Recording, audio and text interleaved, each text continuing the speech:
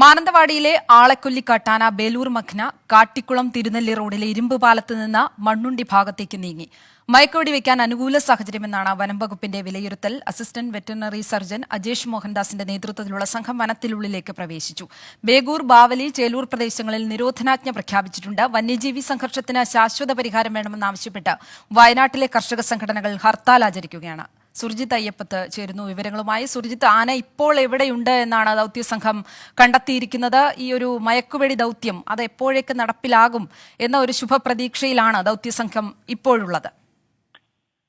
ദൗത്യസംഘം ഇപ്പോഴുള്ളത് ചേമ്പുംകൊല്ലി, ബേഗൂർ, മണ്ണുണ്ടി ഇതിനിടയിലാണ് ഇപ്പോൾ ഉള്ളത്. ആനയുടെ ട്രാക്കിംഗ് നടന്നുകൊണ്ടിരിക്കുകയാണ്. ആന മണ്ണുണ്ടി ഭാഗത്തേക്ക് നീങ്ങി എന്നുള്ള വിവരത്തിന്റെ അടിസ്ഥാനത്തിൽ ആ മേഖലയിൽ കൂടി പരിശോധന വ്യാപിപ്പിച്ചിരിക്കുകയാണ് വനംവകുപ്പ് ഉദ്യോഗസ്ഥർ. ആനയെ ഇന്ന് പിടികൂടാൻ കഴിയുമെന്നുള്ള പ്രതീക്ഷയാണുള്ളത്. പ്രത്യേകിച്ച് ഒരുപക്ഷെ ഏറ്റവും ധാരാളം ട്രൈബൽ സെറ്റിൽമെന്റുകൾ, കോളനികളുള്ള പ്രദേശമാണിത്. അതുകൊണ്ട് തന്നെ അവരുടെ ജീവിതത്തെ ബാധിക്കുന്ന വിധത്തിലേക്ക് കാര്യങ്ങൾ മാറുമോ എന്നുള്ള ആശങ്ക ഉണ്ട്. ഒരുപക്ഷെ അതുകൊണ്ട് തന്നെയാണ് ഉചിതമായ ഒരു സന്ദർഭത്തിൽ മാത്രമേ, സമയത്തും സന്ദർഭത്തിലും അനുയോജ്യമായ സ്ഥലവും ലഭിച്ചാൽ മാത്രമേ മയക്കുവെടി സാധ്യമാവുകയുള്ളൂ.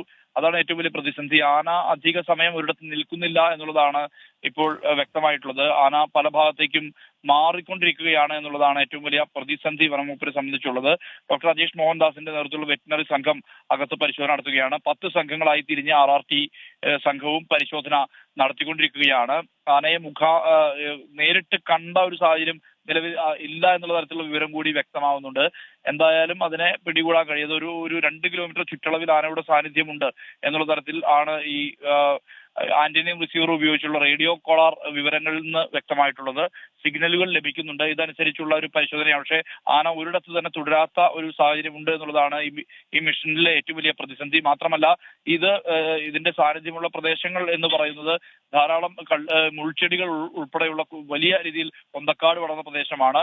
ഇതാണ് വലിയ രീതിയിൽ ഈ മിഷനെ ബാധിക്കുന്നത്. എന്തായാലും വനംവകുപ്പ് ഉദ്യോഗസ്ഥർ ദൗത്യം തുടരുന്നു. അതേസമയം പ്രതിഷേധവും തുടരുന്നുണ്ട്. ഇന്ന് വയനാട് ജില്ലയിൽ ഹർത്താൽ ആചരിക്കുകയാണ് വിവിധ കർഷക സംഘടനകൾ. ഹർത്താൽ ഭാഗികമാണ്. വാഹനങ്ങളൊക്കെ ഓടുന്നുണ്ട്. പക്ഷേ കടകമ്പോളങ്ങൾ പലതും അടഞ്ഞു കിടക്കുന്ന ഒരു സ്ഥിതിവിശേഷം നിലവിലുണ്ട്. ഫാർമേഴ്സ് റിലീഫ് ഫോറം എന്ന് പറയുന്ന സംഘടനയാണ് ഹർത്താലിന് ആഹ്വാനം ചെയ്തത്. മറുനാടൻ കർഷകരുടെ സംഘടനയായ UFPA, കർഷക കോൺഗ്രസ്, കർഷക